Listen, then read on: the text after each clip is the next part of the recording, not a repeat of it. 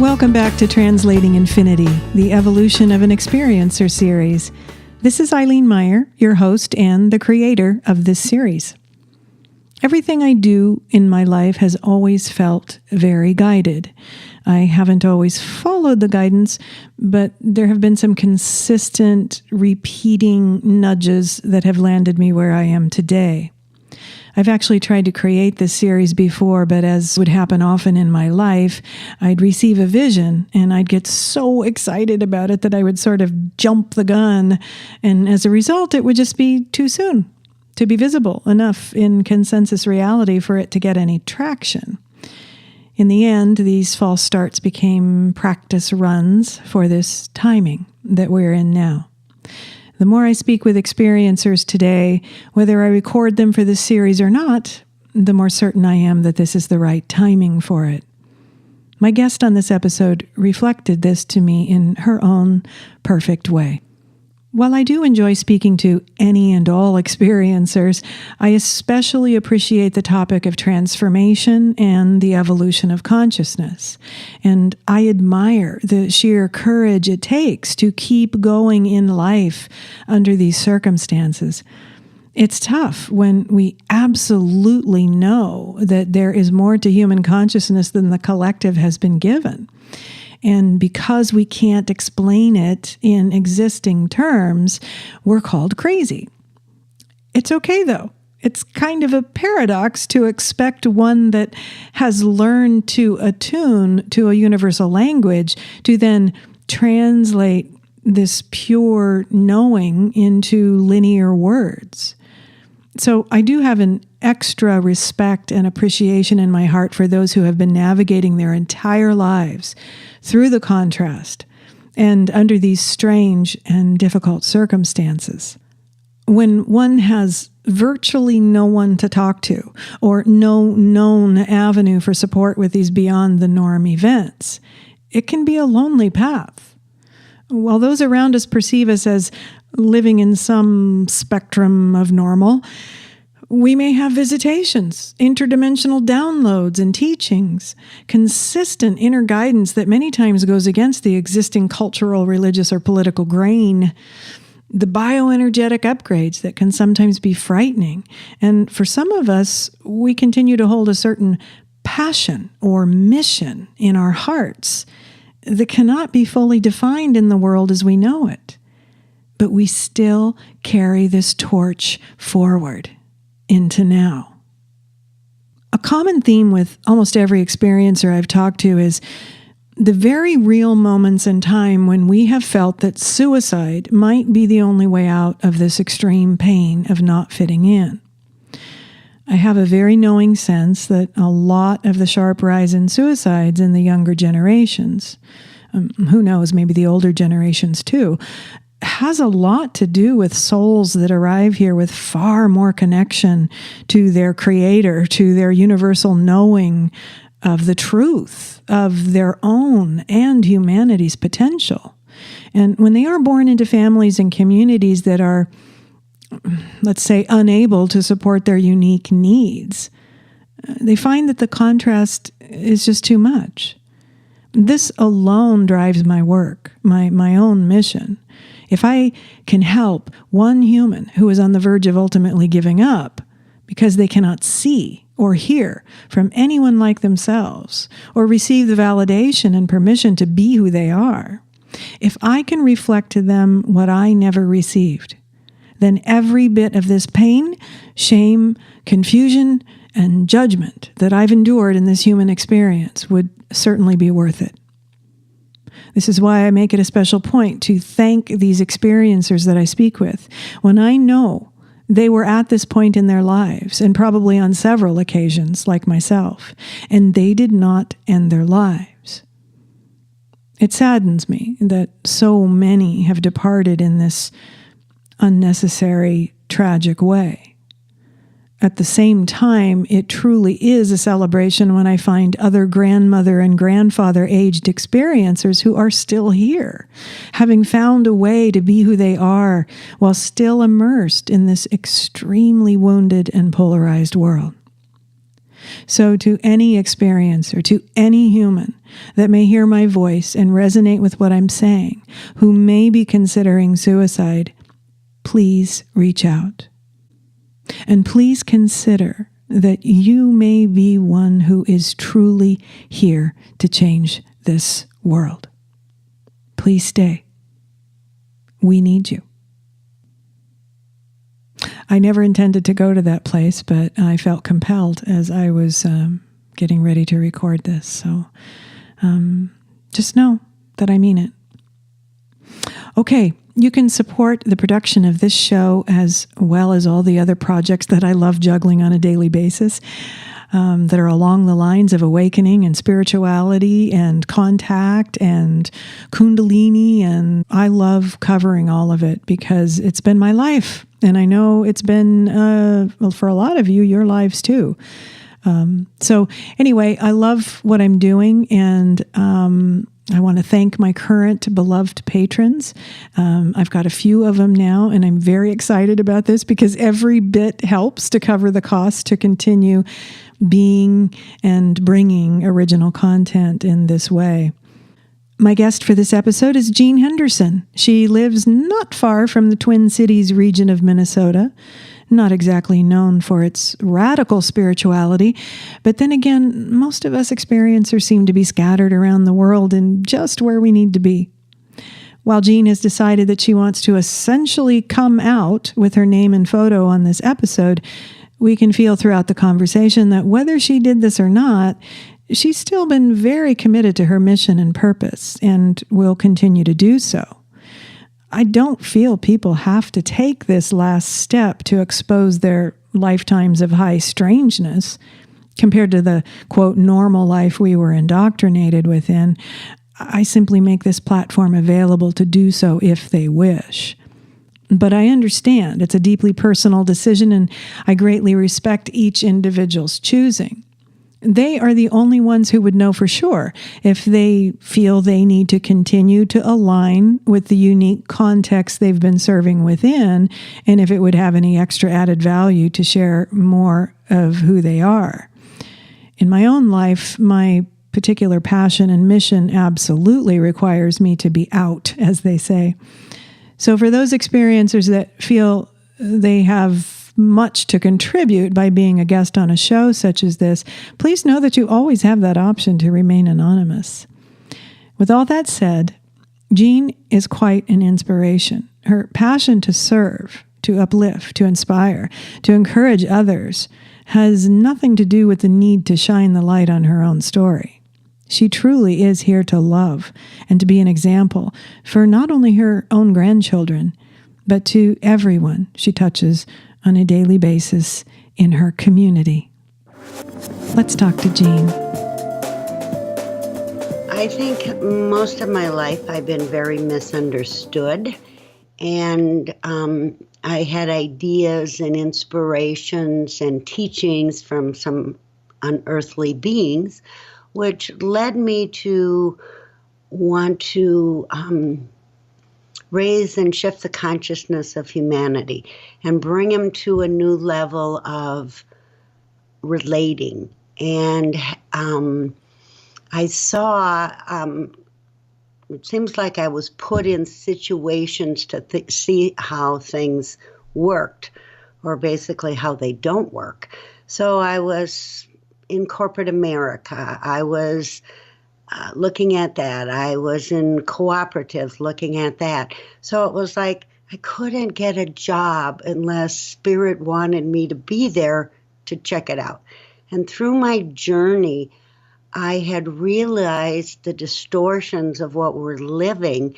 And so when I started, so then I would run around and talk to other people and say, you know, we got to make something that moves people into their true gifts, where we change the systems in the world. And everybody would be, that's too big of a project. But yeah, right. I've heard that one before too. But there was a calling to want to shift the way we do things, because people are discredited, their gifts are lost, their spirits die, and I wanted to help correct that. So, interesting enough, I didn't know anything about how to build a website, and I didn't have the money to pay somebody to build a website, but I was guided to, it's not that hard, and I just started bringing the information through and created it, basically. Congratulations. It's the same kind of story for me. You just kind of have to go figure it out when you don't have the resources. Well, it's a beautiful site, and we'll get to diving more into your work later.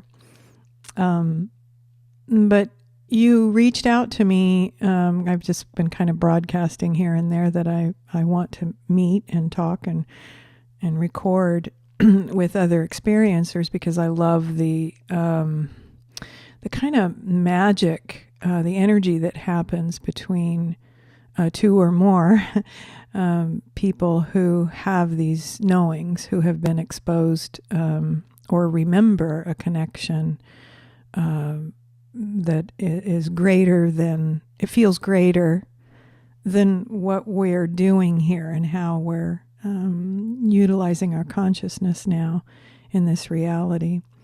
I'd really love to get a snapshot of some of your childhood memories and how you related to this knowing that there's something more, and then how that affected your relationships with your family and community. Okay. Childhood for me was rather hard. I can remember asking my parents, who am I? Who am I? At a very young age. I also would know when somebody was going to die, and I would tell them, or I was very, very innocent, and they did not like it. In fact, I was disciplined for don't talk like this. It was a religious family, so these were concepts beyond what they understood. So I had to shut down and cocoon till I got on my own. I learned right away, don't speak these things. You must be quiet. Occasionally, I had a sister who got sick, and I knew what she needed, and finally they did what I said. But I was very much shut down and kind of put on a role of, I just have to be normal. Yeah. I think you just described the first few chapters of my book. That's what I love about these connections. Yeah. So I know how challenging that is. How did you ever have, like typical visitations or mystical experiences? Typical, that sounds funny. Typical mystical experiences. They're not typical. Maybe describe some of the things that, how long did you stay shut down and, quote, normal, and then what brought you back and at what age? Okay, well, I stayed shut. It wasn't that I didn't get information occasionally, but I had to learn, really, if I was going to get any love or acceptance at all in my family, I had to follow the rules, okay? And so I learned that. It wasn't until I got married very early, and it was a very abusive relationship, which made me go, what is going on? And it wasn't Ditto, by the way. I mean, what? And it wasn't until I was getting a divorce, I believe I was about 24, and I had a visitation. And people would call them abductions back in the old days. But this was, in the 70s. There were no books out at the time. Mm-hmm. There were no Whitley Schreiber faces at the time out there, okay? Mm-hmm.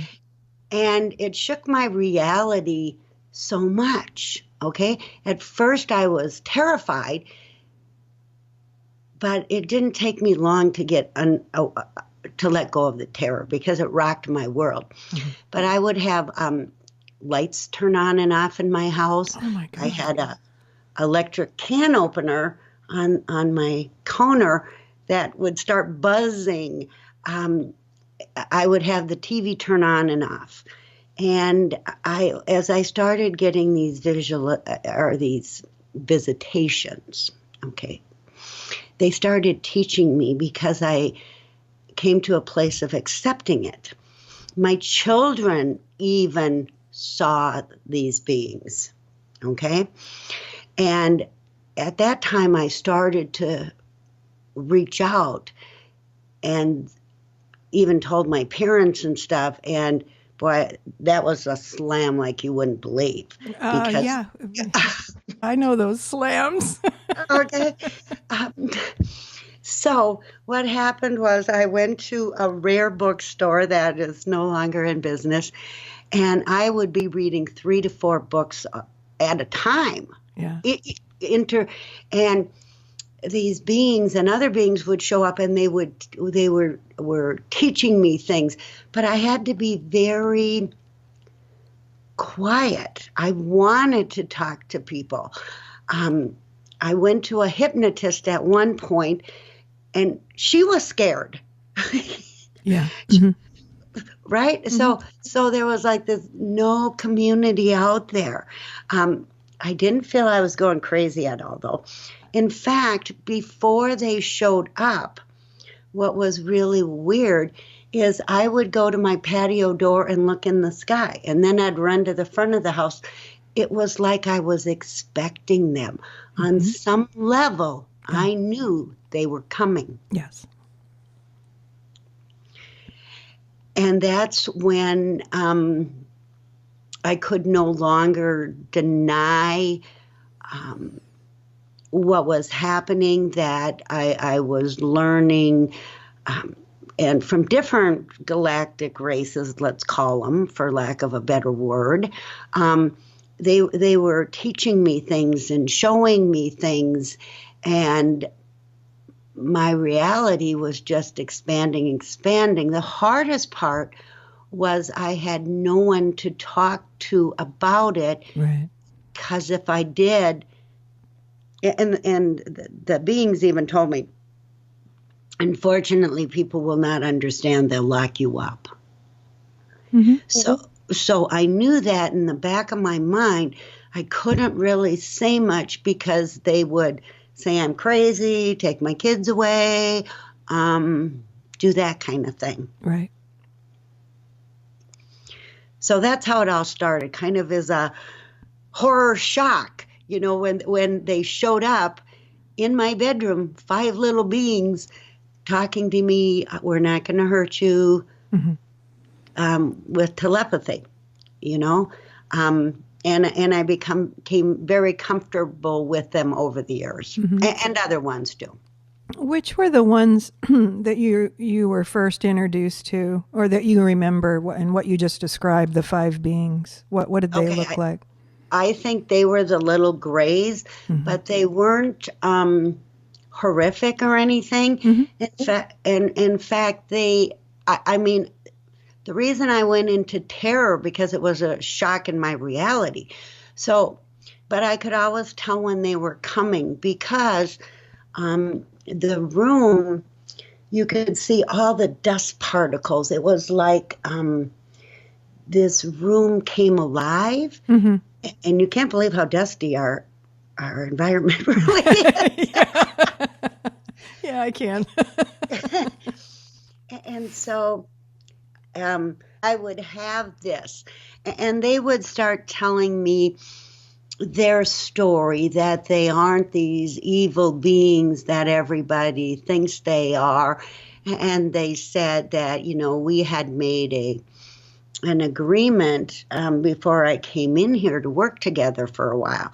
So the more I got to know them, understand it, the more I opened up, the more I realized, the more loving I actually became, the more calm I became inside. And then my world outside, with going through a divorce and no support, no money, it was very hard to live on the earth plane, I found. Oh, yeah. It's hard. Incredibly hard. Mm-hmm.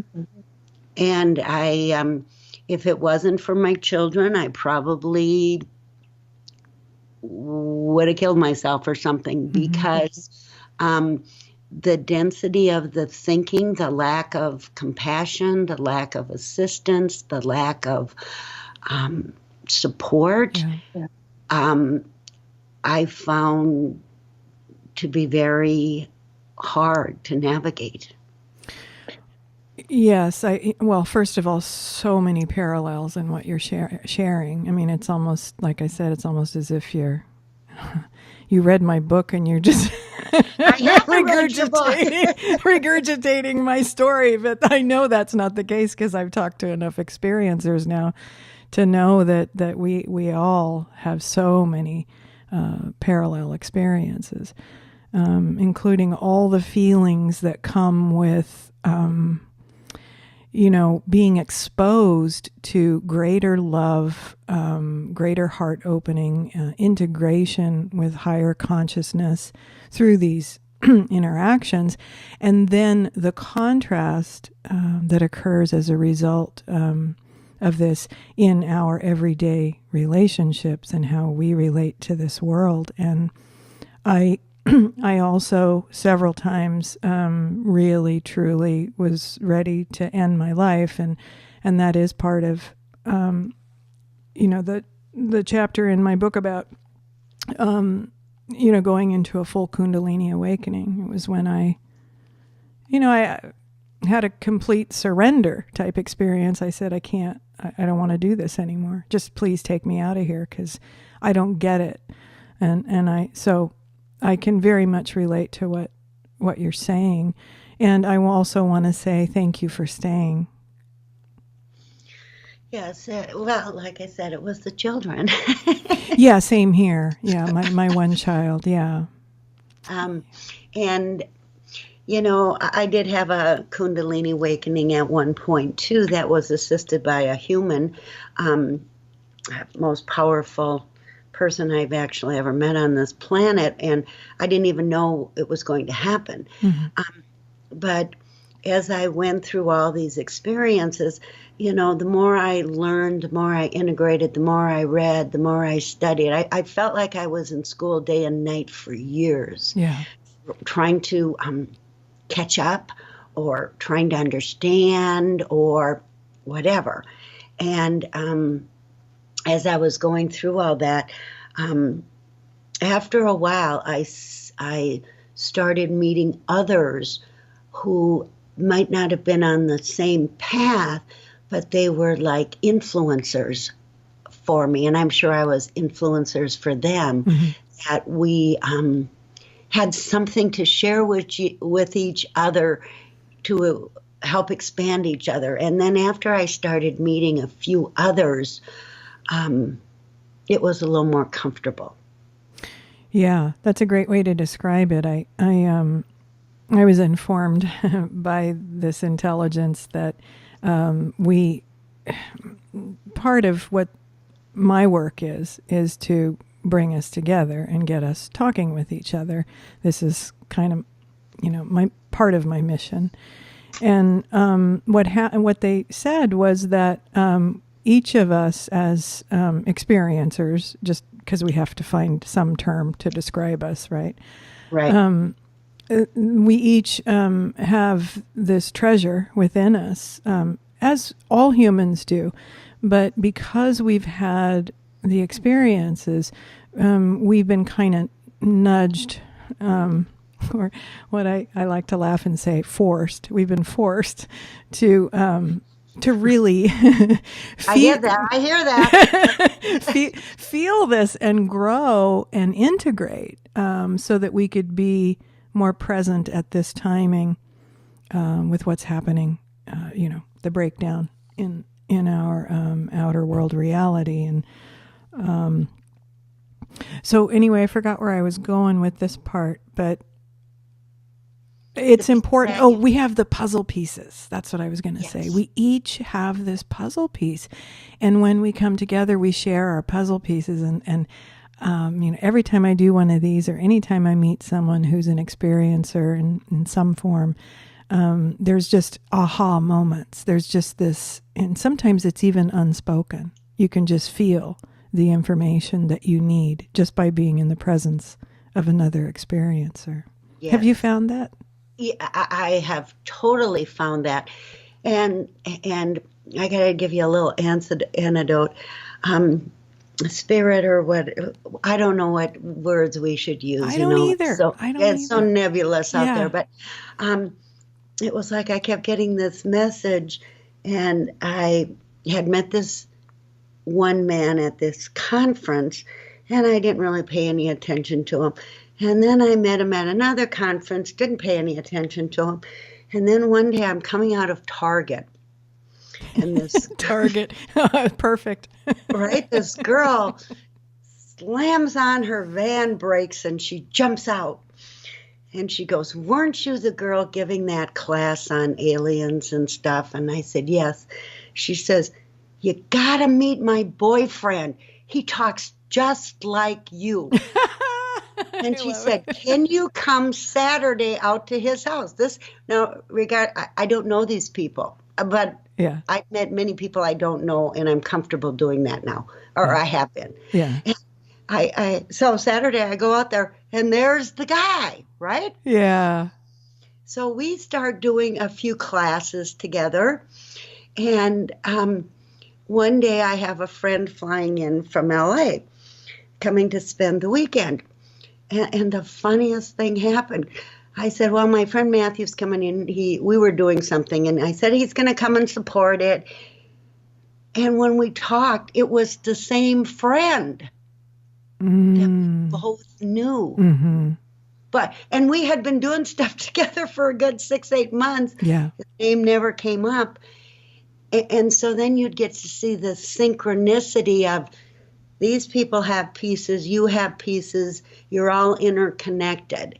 And what I used to laugh is, I used to say, well, if you miss a connection, they'll keep bringing it around. Exactly. Yeah. I love the synchronicities. It brings me so much joy, because I go, oh, I'm in sync. I'm in sync with, I'm where I need to be and meeting who I need to meet. And that comes with, the courage to be out there, and the courage to start to communicate. And what I like about your story and what you share is that you've grown, you've evolved, and that's what I'm most interested in these conversations. I don't really, we can talk about phenomenon, just to go, oh yeah, that happened and it looked like this and blah, blah, blah. But that's just context for what we really need to be talking about. And that's awakening consciousness. And what I love about what you're doing is we both arrived as lifetime experiencers in this place of, hey, this is all about reconnecting to source.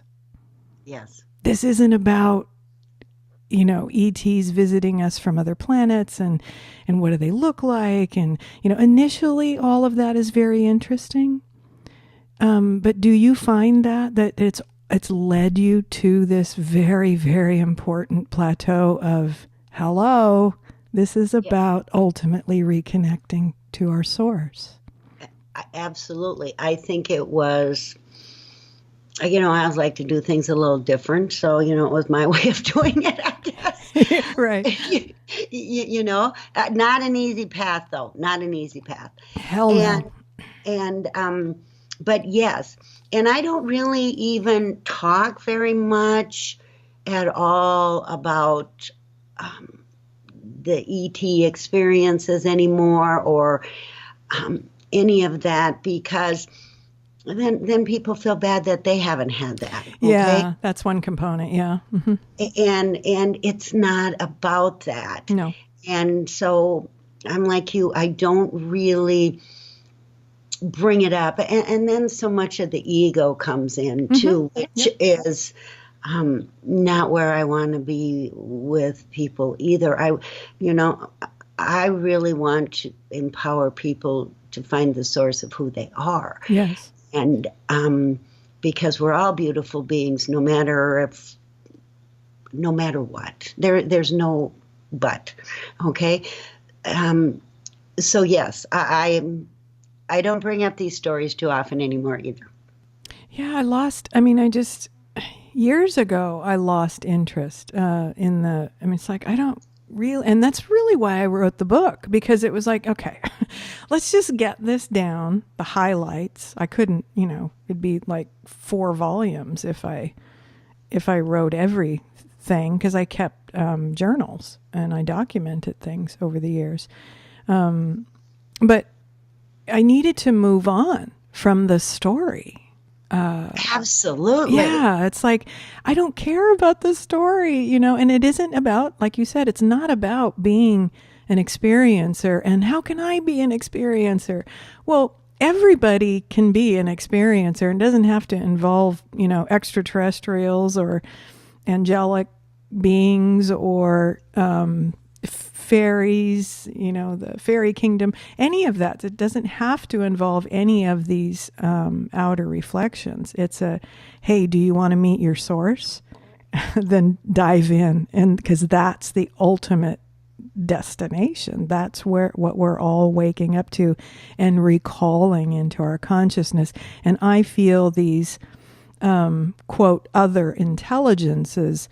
Yes, we had agreements to be nudged and shoved, and then so that's why I celebrate when people that are in my generation, us grandmothers now, we're still here, and that is, I cannot emphasize, and I'm sure you agree, how miraculous that is, that we're still here after living these kinds of lives of contrast, extreme dualistic environment, having to pretend, at least in the decades in the 20th century, we really had, because we would have been booked into the local mental institution back then. So I agree with you. We had to navigate and feel, okay, here's the environment I'm in. How much can I say? How much can I, do I just be quiet and go to my job and just pretend and wait? And so it was always that, having to feel your way through your life. Like, how do I do this? I know I must be here for some reason. I hope it's made known to me soon. But I'm fascinated by what you're sharing, because it's just that alone, Jeanne, is just my soul, my body, my whole being just goes, oh, yeah, I'm with family. I'm with someone who knows, and I don't have to explain. Absolutely. And the one thing, when you're bombarded by the systems in place, I call them, you should be making this kind of money. I couldn't understand money my whole entire existence here. Me either. Okay, so it made no sense. And so the ridicule you can get because your path is not typical. Okay, so Yeah. you're not caring about the big job and the gigantic 5,000 square foot house, and you're looking at the world so differently. There's a lot of criticism that you really screwed up your life. Exactly. Mm-hmm. You could have made better choices. Exactly. And I've heard that quite often. Mm-hmm. And, it hasn't been until the last 10 years, okay? Mm-hmm. That's Yep. how long it took me, where I realized that my journey was to move into the source of who I am and help others who want to do that. And that is awesome. Yes, precisely. And too, it took me in this last decade really for this to really come together. And that's what I meant by, just congratulations for still being alive, because the judgment was horrendous. Yes. And how do you keep going when people keep telling you you're a loser, and because you're not oriented to the world? It's like, I live in the world, but I'm not of it. And absolutely. Yeah. Favorite saying, yes. Yeah. Yes. And I'm trying to figure it out. And then when people need explanations, I don't necessarily have had them. I have more now, of a way of describing why I am the way I am. But I wanted to ask you, my turn, what your turning point was. I can pinpoint, when I really started to own this, and I was like, I'm coming out. I'm going to do this. I had all this magnetic energy just pulling me forward every step of the way. And it was when, it was really when Trump got into office, and then everything the chaos just began. And I'm not political at all. I'm just observing the total chaos that then ensued. And then I got this sense of empowerment, like, hey, if it's frickin' crazy out there, then I can be as crazy as I want to be now. Do you know what I mean? I mean, somehow that empowered me more just to move forward. Well, congratulations. I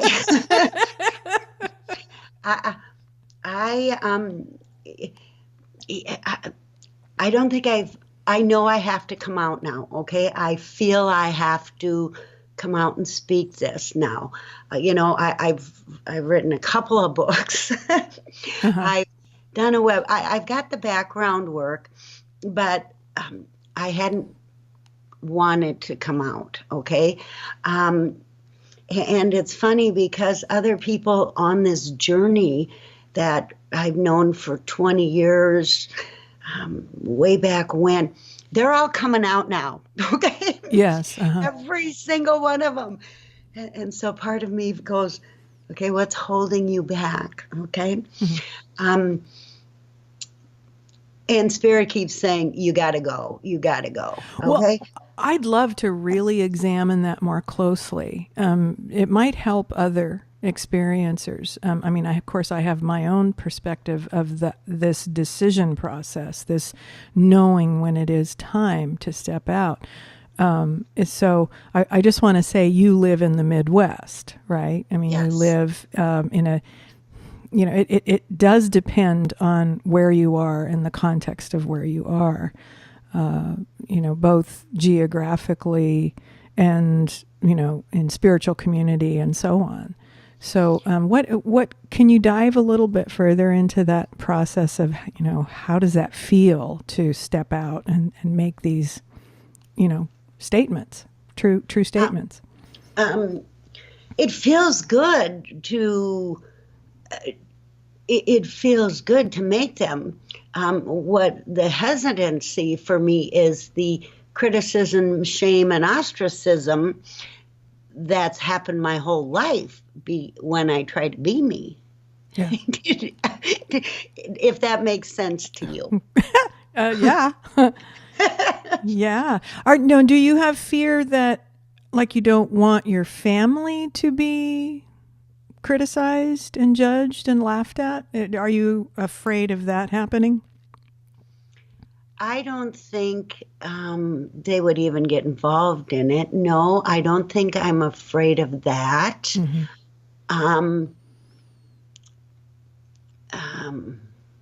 And I really want to do this. I don't know what the fear is behind it. If you could help me find it, I'd be grateful. You're probably familiar with how when you begin to communicate with someone new, you get through the superficial chit chat first, and then you start to tune in and, how much can I say? Or I really want to tell them this, but in what way do I have to frame it so it's not rejected? So we have to, yeah, I'm sure you know all about this. And, you become like master communicators in a way to where, okay, that the mind, the left brain, the intellect will reject things that do not fit in the worldview of that person. So you have to find other ways, you play around with other ways to share something that will go in and perhaps have an impact on them. What's your experience of that? Yes, because, I've given a couple classes recently, and the faces are blank. I'm trying to give them some content of how the world works and what the current setup is on this planet, and the cognizant dissonance is they go blank. Yes. Okay. The glazing of the eyes, I call it. Yeah, yes. So that's tough. And getting back to the fear, I kind of know. I think it just popped in what it was. Good. Eileen, I don't want to do this all by myself. Yes. I am tired of having to stand my own. Yes. Oh, I so understand that and empathize with you. And you don't have to anymore, Jeanne. But does that make sense to you? Of course it does. I've been alone too. So just horribly alone most of my life. And that's with people all around me. That's with me being a, rock and roll chick for over a decade in Southern California. That's with all of those experiences, terribly, horribly alone. Right. I think that has been my issue, which is kind of a funny issue, because if you are yourself, you're not totally accepted anyway. So why the hell not just say what you want? Exactly. Yeah.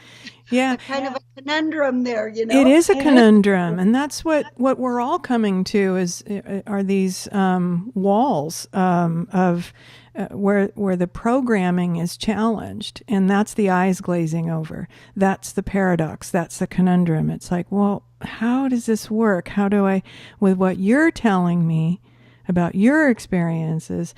The person would be, standing at that wall going, I don't get how I get from here to there, even if I wanted to.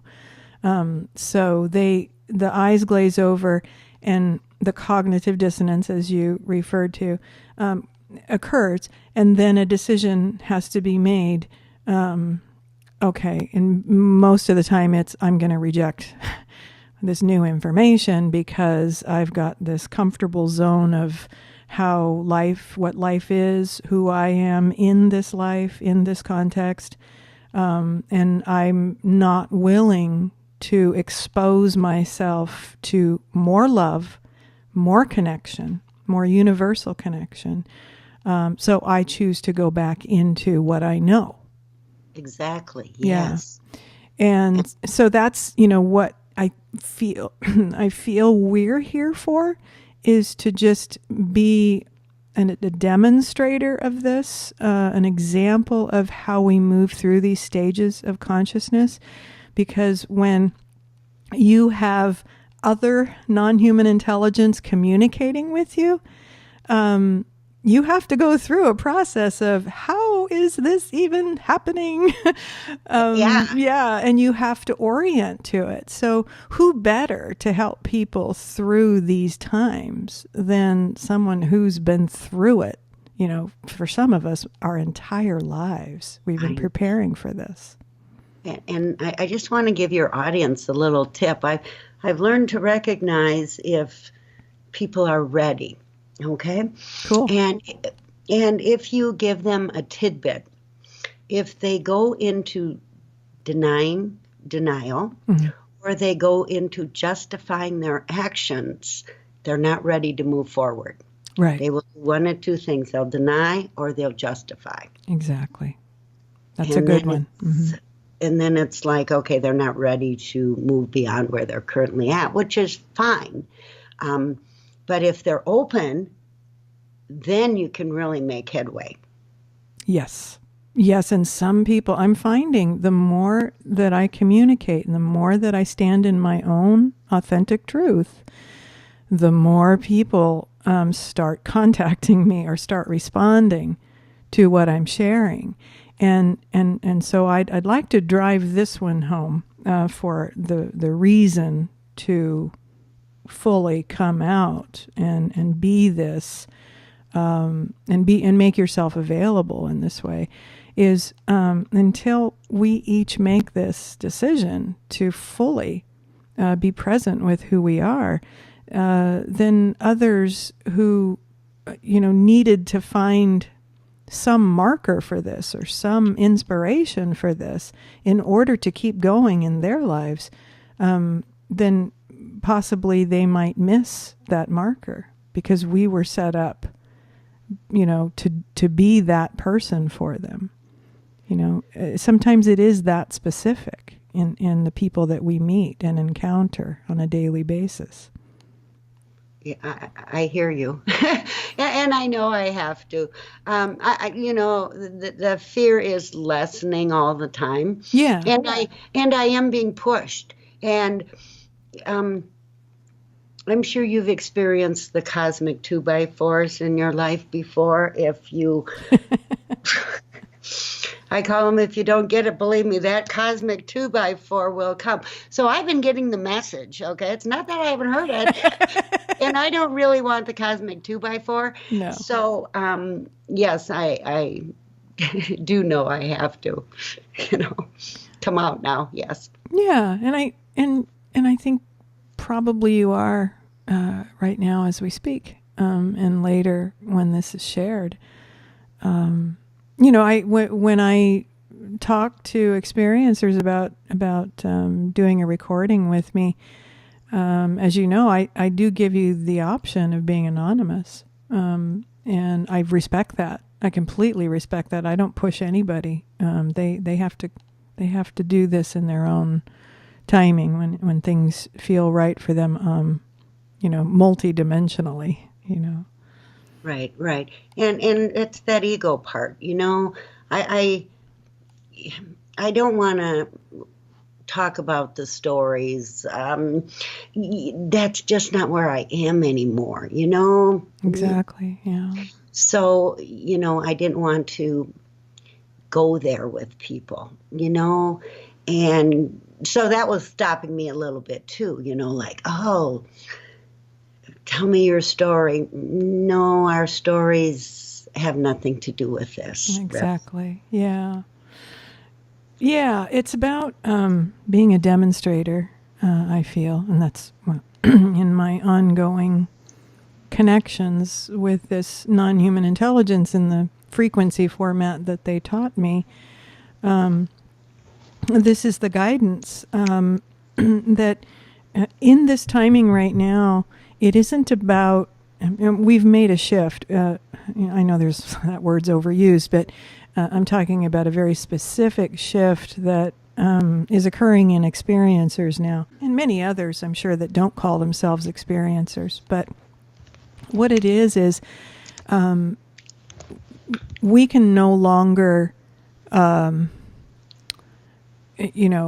use so much energy to translate to the linear mind anymore.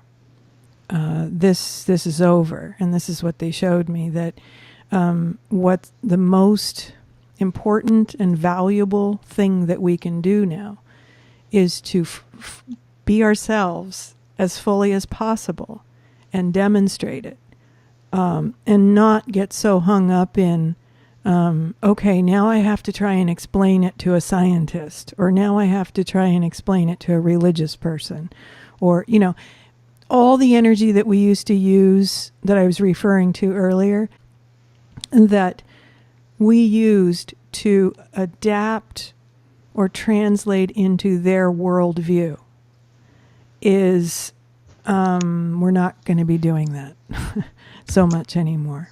They have to come to our consciousness now. And I hope that doesn't sound arrogant, because I'm actually just repeating what I understood from this communion, that it's really important not to overextend yourself anymore to convince anyone. The convincing part is over. It's too frustrating, and you walk away feeling more alone than ever, because Exactly. I've tried, for years, different ways. And what you say about this now, I've been getting the same message, Eileen, in that those of us who are, and I hate to use the word ahead of, or I hate to use any of those kind of words, those of us that have chosen this path, we're the ones who really are setting up the new dream.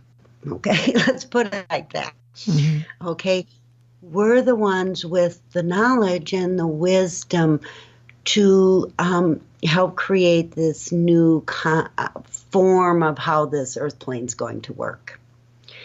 And so it's not like we're trying to bring anybody up, or we love them all. They can be wherever they choose to be, but we're creating a new, and I like to call it beyond duality. We're moving into a realm that is not about polarity thinking. It's not about this is good, this is bad. It's really a realm of non-duality where we create from that place with everybody in their power. Exactly. And so we can help them get into their power, but there is no hierarchical system of you must do this or you must do that. And the problem with working together with people is they don't know sometimes what their power is, so then they try to control others, or because you have to really declare, hey, this is who I am and this is how I can assist. You have to do it, not somebody tell you to do it.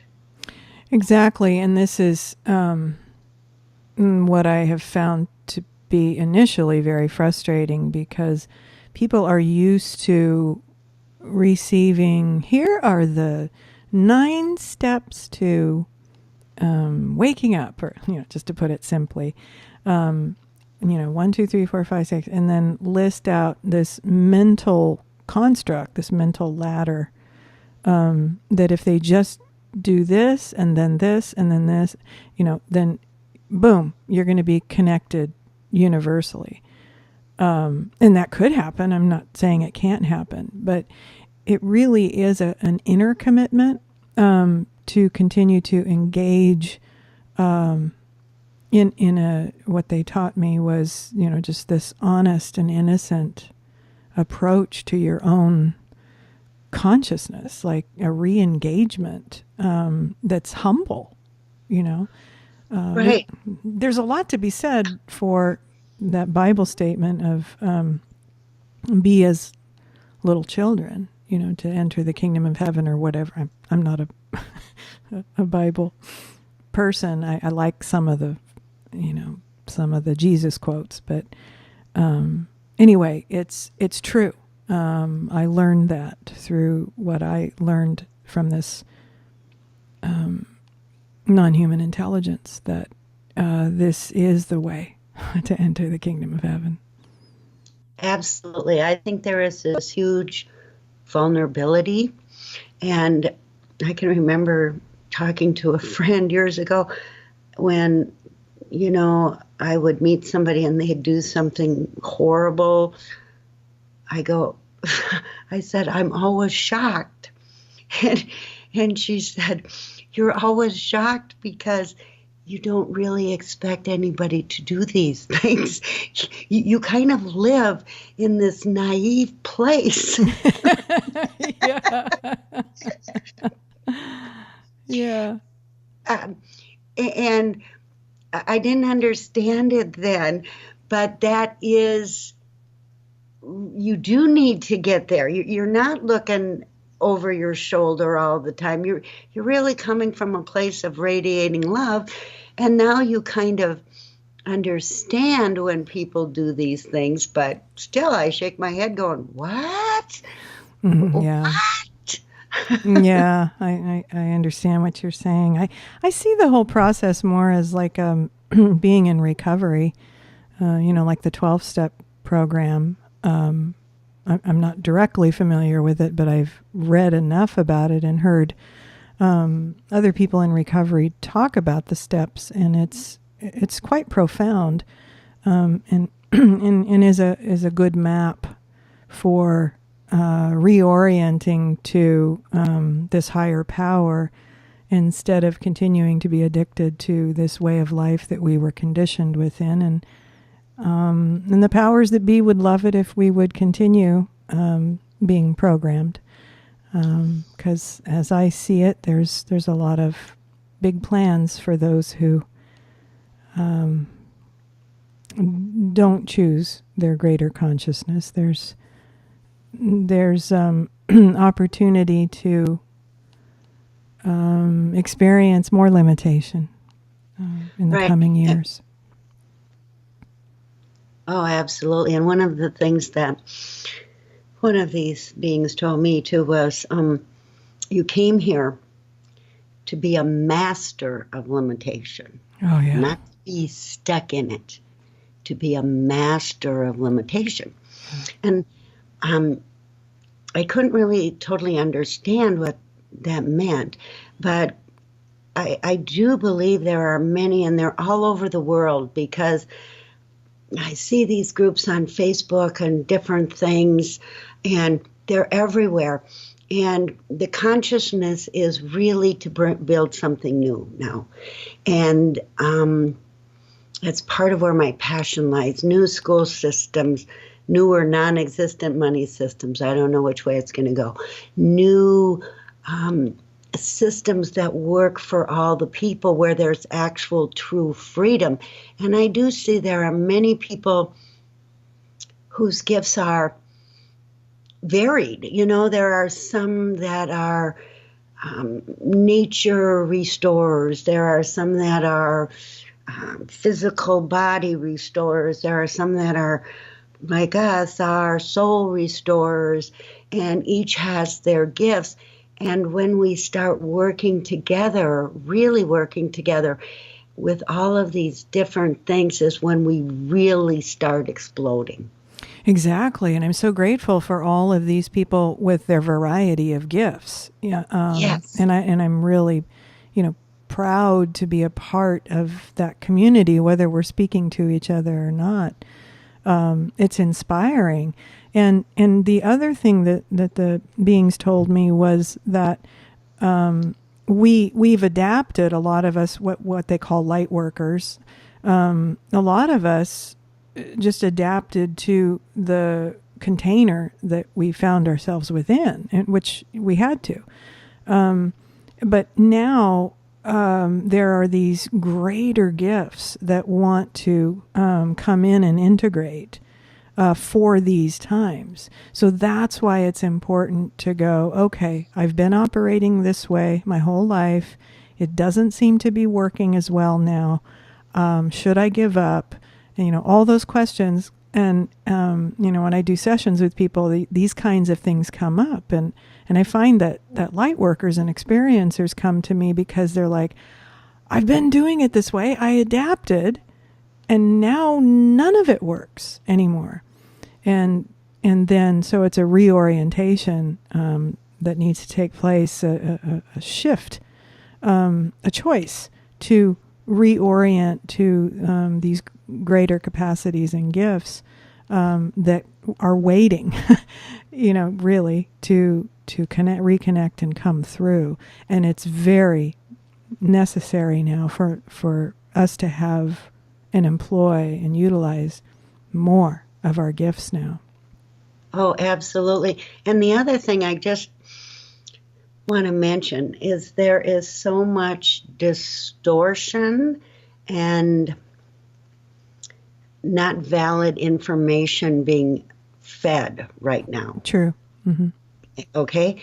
And so they get stuck on past, they may get stuck on the ego path where I'm this being. And, I've noticed through this process, there are stuck places where it's easy to get stuck. Okay. And then you stay there and you don't move beyond that. But we're really talking about full empowerment of yourself into your soul self. Yeah. And so there's so much disinformation right now, more than ever before, where sometimes when you work with people, you have to bust those things first because they so grabbed onto it. That is such a great point, Jeanne. Thank you for bringing that up, because as long as we have an identity in place in the world that is our revenue stream, it makes it extra challenging to release all of the attachments to, what we've been doing. And maybe it doesn't change very much, but there at least needs to be some consciousness around it and a willingness to shift and change and have it be more than what we adapted to in the world. And that absolutely. And I find that it's that identity and how this identity has created a revenue stream that creates the stuckness. Yes. And you can't argue with the people, No. Because so one of my favorite things is, so how is this serving you? Yes. Yeah. And get them to really look, because they've believed it sometimes for 50 years. Okay, this is the way things is. And, there is a huge distortion going on right now. Oh, and it's unbelievable. The psyops and it's crazy levels. Right. And so, some days I feel like I'm pulling people out of the muck, and then they're fighting me. I don't want to. Okay, stay in the muck. Yeah. and that's the great thing is that, and I feel this from you too. There's no I'm completely unattached to how people decide. It's everybody gets to decide. What do you prefer? Now, it's, completely up to each of us on an individual level. But, the other thing about that is the identity and the resources, and then they have this community around them too that completely reinforces staying where they are. So, oh, absolutely. Yeah, all those dynamics are in play. And there's benefits to staying there. Some of them have really nice houses and cars and vacations and mortgages. Yeah. Right. and all of these things that keep them where they're at. And, who am I to say? Exactly. That could be their learning right now. That could be, maybe they're learning to have fun here, which is something that I didn't learn. Yeah. it's not for me to say what somebody else's path is. I can only be here to assist those that are wanting to move beyond where they're currently at and knowing they want to move beyond where they're currently at. Yes, that's very honorable. So let's talk a little bit as we're going to wrap it up in the next few minutes. Even though I love this and I could talk to you for hours, Jeanne. Me too. and maybe we will again in the future. We will, yes. Because one of my inspirations is to do the 2 or the 3 or more of us to come together in conversation. I think that would be an interesting dynamic too. Yes, absolutely.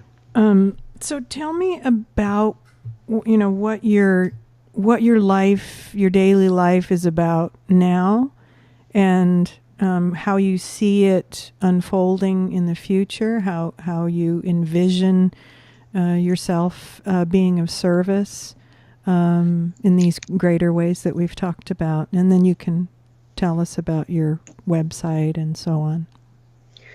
Okay, my daily life is very peaceful. Part of the reason I've gone, should I go out there? I can sit in peace all day long. And the outside world isn't triggering me or bothering me very often, very seldom. And so now I'm like, but I really need to go out and be of service. So that's why, like I said, I've done these things in the past where I've had them ready. Like my website and the books and things. Because my book is called Fractured Reality, about how we have fractured ourselves from who we truly are. Mm-hmm. And once you go back to who you truly are, you gather all these fractured pieces of yourself. Yes. That you have let go of because you thought you had to or whatever. And so now what I really want to do is 2 things. I want to assist people individually that need individual, and like my website says, reality upgraders. So, okay, tell me where you are and let's see how we can move you farther into the soul of who you are with love and acceptance. Okay. Mm-hmm. So help individuals that way. The other thing is and I have some friends working on this in other locations, is really working on the design of how the new school systems work, how the new financial healthcare, and how we can really create this new reality that is conducive to all people. And so I love to have gatherings and discussions about this and get other people's ideas. And so I see me kind of as a contributor and collaborator of the new. Mm. I love it. Whoever, and there's many pieces involved. There's the getting the word out. There's the how do we draw each other together? How do we integrate with each other? And I've been working on and off with it for years. Mm-hmm, mm-hmm. So I do know other people working on certain pieces and different places, and so that's a real love and passion of mine too, is to and I call it dreaming in the new world, which operates different than what we have now. We are in chaos, but the new reality is birthed through chaos. So this is a very exciting time, and I'm waiting for the birth. Yes, and you are helping to you're there in the labor pains now of this great new birth, and that's on an individual level and collective. I love your inspirations around the collective coming together to make this happen. Right. And you know, the funny thing is there is no jealousy. There is no competition. I don't find any of that. It is people that are called to work with a certain person will work with that person, and there is no competition. We're all in this together to really light up this world that we currently are living in. Um, and everybody's skills should be recognized and honored. I really feel that. Of course. Yeah. We were indoctrinated into this competitive atmosphere of, dog eat dog and I got to get mine and, that kind of And if I thing. get mine, then you can't have yours. Right. And it's Right. kind of craziness in action. Yeah. It's all based on fear, period. That's not love. Absolutely. Absolutely. Yeah. Absolutely. Yeah. So tell me again your website. It's www.gotosource.org. Okay, .org. I said .com earlier, but I'll have a link in the notes below the video. Gotosource.org. And if people want to reach out to me by email, even on Facebook, and my name, it's Jeanne Henderson, pretty easy to find, or go to Source. We do have a Facebook page. I'm here to assist however that is needed. And I personally don't know all the time until the interaction happens. Do you know what I'm saying? Oh, absolutely. Right. It's not like I have an agenda or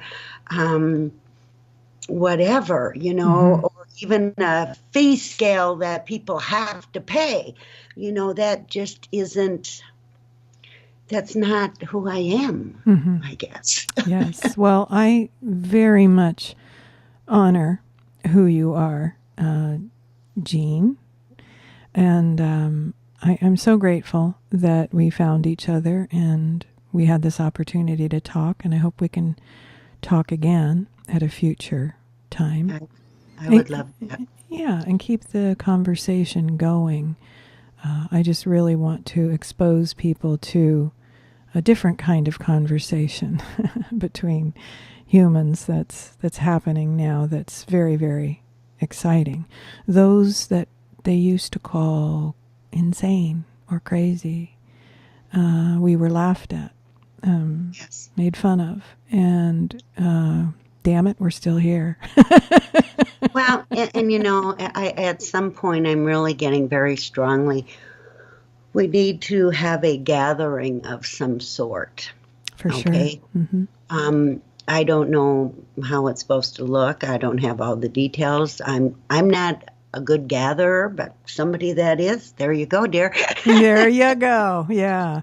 And I would just want to say, the way I would imagine it, it would be experiencers who have moved on to this recognition of, who they are and why they're here and what inspires them, and not so much about story anymore, but from an integrated place.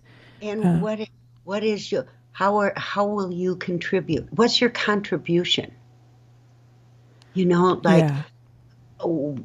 What do they want to contribute? Not their story. Exactly. No, not that. Yeah. But, yeah. I love that. I love that we're sharing that vision. That that's a very, very good question. A great way to get to, the real kernel of truth there. Why are you here, and what have you integrated that you now are inspired to contribute and to collaborate with? Right. So Right. We'll leave it at that, and hope that maybe we have some people who might respond to what we're putting out. I would love that. Okay, thank you so much, Jeanne. I will edit this and put it together and let you know when it's up. And thank you for sending the lovely pictures. I don't know. Do you want to say what part of the state you're in? I'm currently in Minnesota, and in the Twin Cities area, suburb of the Twin Cities. And the energy here is, I